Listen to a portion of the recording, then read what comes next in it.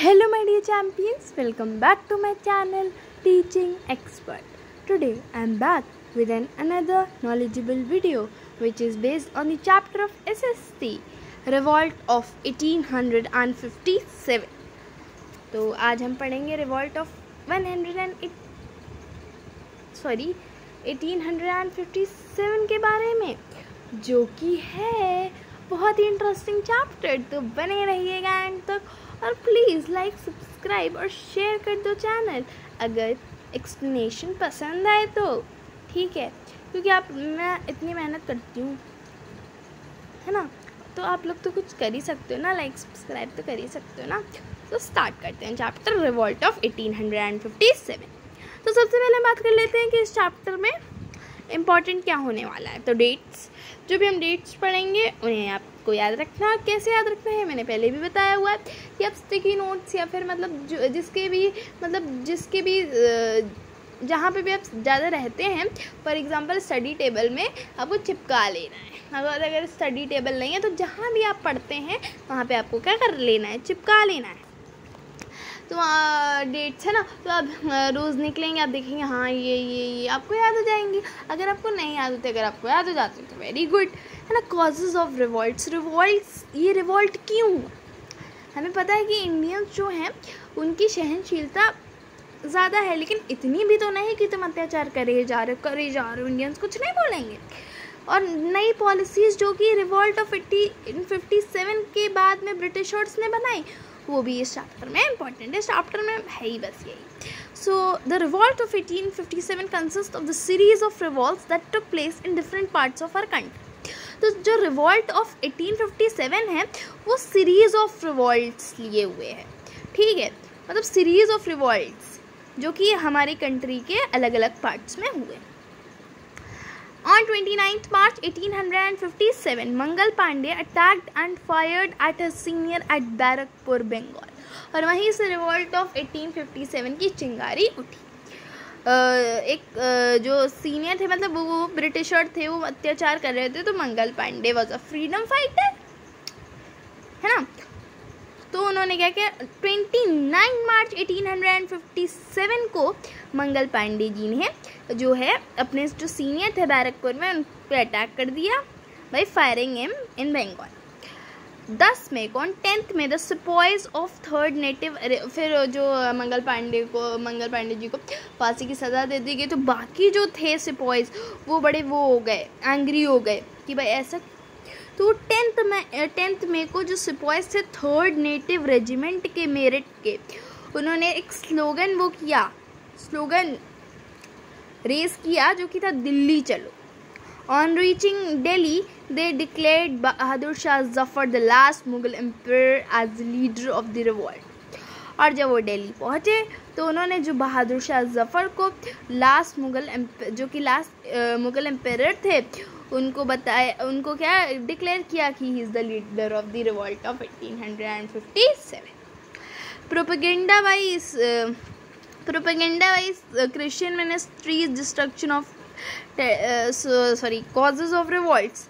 तो these causes क्या थे, क्या कारण थे जिनकी वजह से रिवॉल्ट ऑफ 1857 हुआ।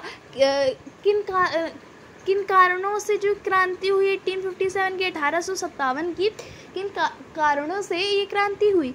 तो ये जो कॉजेस थे इंक्लूड कर रहे थे British policy of heavy taxation, spread of modern education.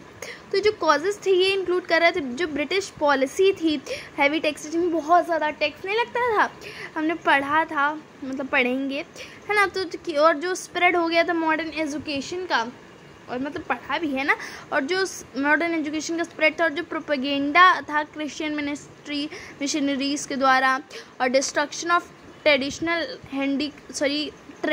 होगा यहाँ पे, ए के पहले आर मिसिंग है ना। तो जो ट्रेडिशनल हैंडीक्राफ्ट से, जो कि हाथों से बनाते थे चीज़ें, उनका जो डिस्ट्रक्शन हो रहा था फैक्ट्री के मटेरियल की वजह से, है ना।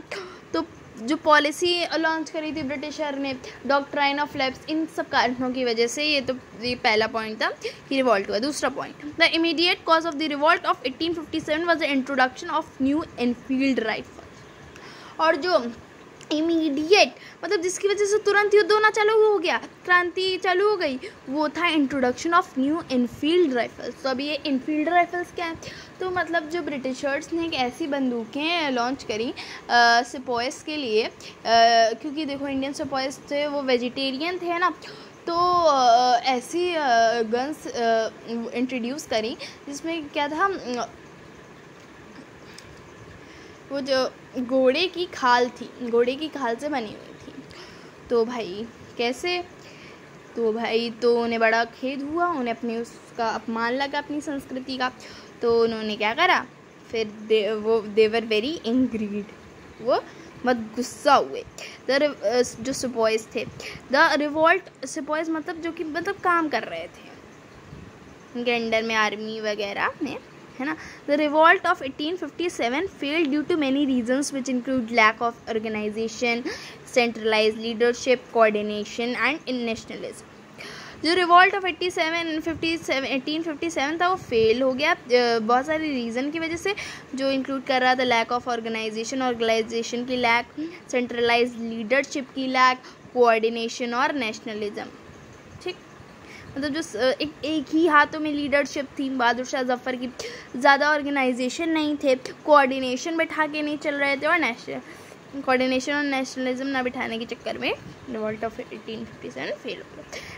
Many rulers like Scindias of Gwalior, Holkars of Indore, Nizams of Hyderabad, ruler of Kashmir, Rana of Nepal, Raja of Jodhpur gave active support to the British.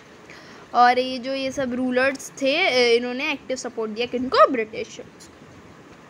List of important revolts, centre of revolt Delhi में रिवॉल्ट कब से स्टार्ट हुआ था, 11 मई 1857 से स्टार्ट हुआ और 20 सितंबर 1857 तक रहा। मतलब 1857 में ही ख़त्म हो गया, मई में चालू हुआ था और 20 सितंबर को ख़त्म। 11 मई 1857 टू 28 सितंबर 1857। लीडर इसमें कौन था, बहादुर शाह जफ़र एंड बख्त खान कमांडर थे, और British commander John Nicholson. Important facts, जो रिवॉल्ट ऑफ 1857 था वो यहीं पे शुरू हुआ, और जो बहादुर शाह को शहंशाह का टाइटल मिला, शहंशाह हिंदुस्तान, और उन्हें रंगून में जेल की सलाखों के पीछे डाल दिया गया था जब वो हार गए थे ब्रिटिशर्स से। तो कानपुर में हुआ जो रिवॉल्ट 4 जून 1857 से 6 दिसंबर 1857। ठीक, उसमें लीडर थे नाना साहिब एंड तांतिया तोप, कमांडर अज़ीमुल्लाह। ब्रिटिश कमांडर थे कॉलिन कैंपबेल। इंपॉर्टेंट फैक्ट्स क्या हैं, जो नाना साहब ने जो रिवॉल्ट चालू करा against the British because he was denied the pension as he was the adopted son of Peshwa Bajirao second, क्योंकि उनको पेंशन देने से डिनाइड कर दिया ब्रिटिशर ने, क्योंकि वो एक अडॉप्टेड सन थे पेशवा बाजीराव के। तो ब्रिटिशर्स ने मना कर दिया कि तुम्हें पेंशन नहीं मिलेगी, तो इसलिए नाना साहब ने युद्ध छेड़ दिया। लखनऊ में हुआ था 4 जून, लखनऊ में भी सेम डेट थी 4 जून 1857 से, लेकिन वहाँ पे ख़त्म जो हुआ था 1 साल बाद हुआ था 21 मार्च 1858। लीडर थी वहाँ पे बेगम हजरत महल। ब्रिटिश कमांडर था इधर भी कॉलिन कैंपबेल था।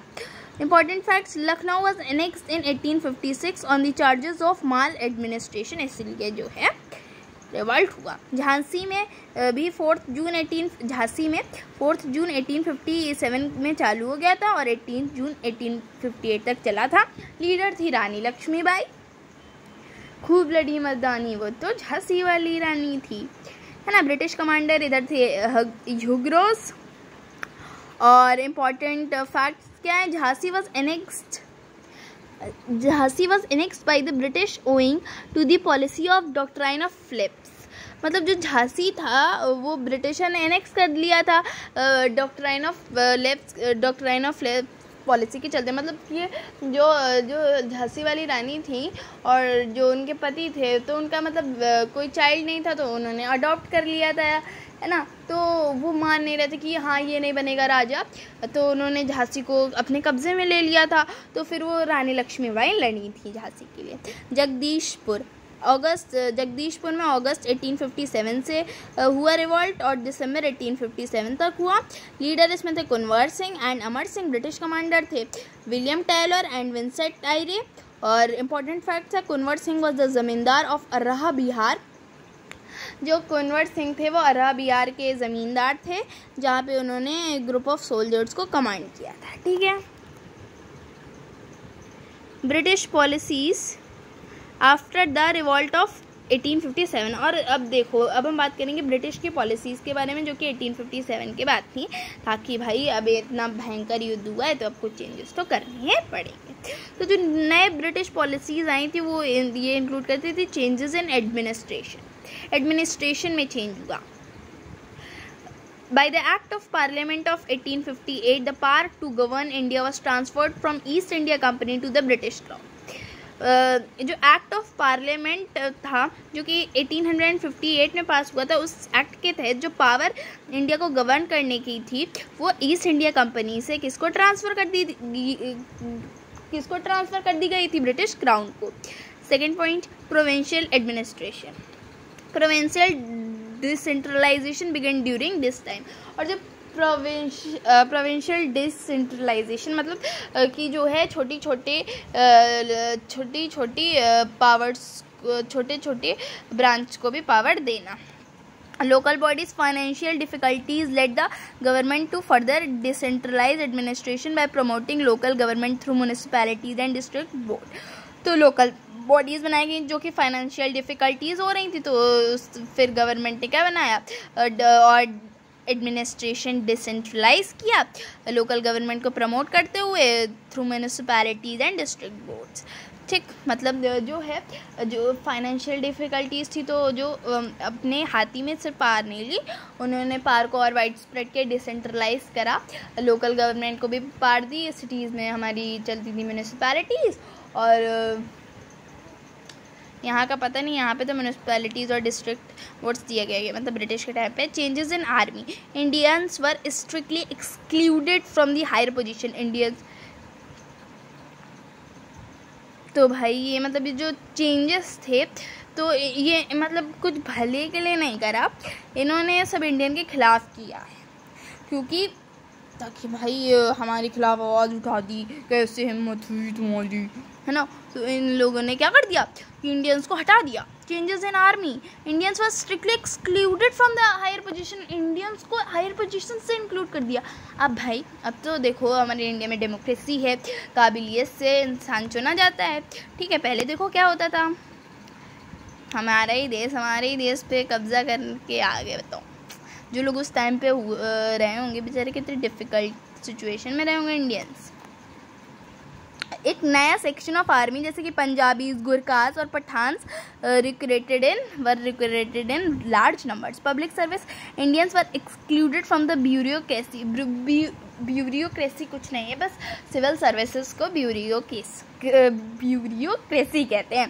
ठीक है, तो उससे एक्सक्लूड कर दिए गए थे, बाहर निकाल दिए गए थे इंडियंस। और जो मैक्सिमम एज थी एंट्री इनटू सिविल सर्विस वो 23 से मैक्सिमम, हाँ मिनिमम नहीं मैक्सिमम, वो 23 से 19 कर दी गई थी 1878 में।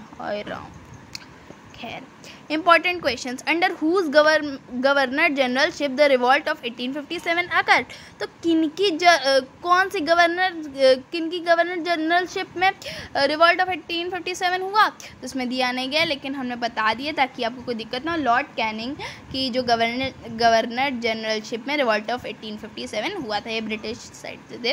Who was declared the leader of the revolt of 1857? क्या होगा इसका answer? Bahadur Shah Zafar. Which among the following was not an economic cause of the revolt of 1857? तो ऐसे क्वेश्चंस आते हैं, ठीक है, कि इनमें से कौन सा इकोनॉमिक कॉज नहीं है रिवॉल्ट ऑफ 1857 का? हैवी टैक्सेशन नहीं भाई, वो तो economic cause. Breakdown on economic, पैसे से related cause. Breakdown on major patronage for artisans and handicraft, ये भी भाई इकोनॉमिक कॉज है।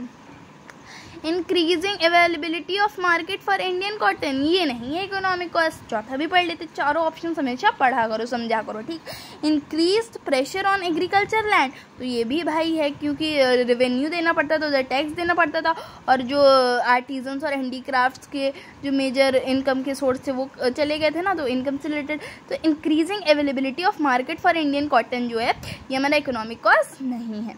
What cause discontent among the Indian sepoys, किसकी वजह से जो इंडियन सुपॉइज बहुत दुखी हो गए, डिसकंटेंटेड हो गए, उन्हें सीज क्रॉस करनी पड़ती थी सर्व करने के लिए, मतलब उनका काम करने के लिए ब्रिटिशर्स का सी समुद्र पार करने पड़ते थे।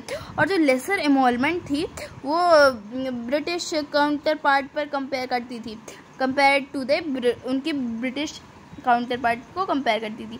रेशियल डिस्क्रिमिनेशन होता था, मतलब स्किन को लेकर गोरा काला वाला डिस्क्रिमिनेशन होता था।